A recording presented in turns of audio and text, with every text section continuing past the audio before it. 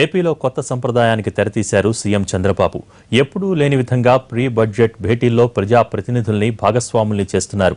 స్థానిక సమస్యలు, పరిస్థితులపై వారికే అవగాహన ఉంటుంది కాబట్టి బడ్జెట్ కసరత్తు వారి సూచనలకు అనుగుణంగా చేయాలని ఆదేశించారు.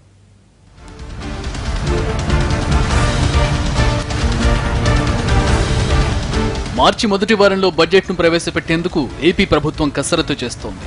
వివిధ శాఖలకు చెందిన మంత్రులతో ఇప్పటికే భేటీ అయ్యారు ఆర్థిక మంత్రి యనమల రామకృష్ణుడు. అధికారుల స్థాయిలో కూడా సమాంతరంగా కసరత్తు సాగుతోంది.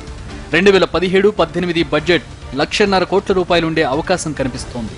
యువత ఉపాధి, గృహ నిర్మాణ రంగం, ఇరిగేషన్ వంటి శాఖలకు ఎక్కువ ప్రయారిటీ ఇవ్వాలని ప్రభుత్వం కూడా భావిస్తున్నట్లు తెలుస్తోంది.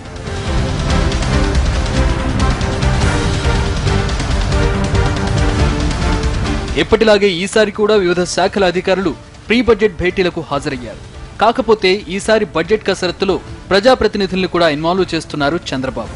ప్రభుత్వ ఆలోచనలు ఎలా ఉన్నా క్షేత్రస్థాయిలో పరిస్థితిపై ఎమ్మెల్యేలు, నియోజకవర్గ ఇన్ఛార్జీలకు అవగాహన ఉంటుంది కాబట్టి వారిని కూడా ప్రీ బడ్జెట్ భేటీలకు పిలుస్తున్నారు.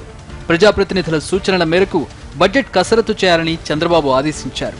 బడ్జెట్ రూపకల్పనపై ఎమ్మెల్యేలు, ఎమ్మెల్సీలు, పార్టీ ముఖ్య నేతల అభిప్రాయాలు తీసుకోవడం ఇదే మొదటిసారి కావడంతో పార్టీ నేతలు కూడా ప్రీ బడ్జెట్ భేటీకి పూర్తి స్థాయిలో సమాయత్తమై వస్తున్నారు.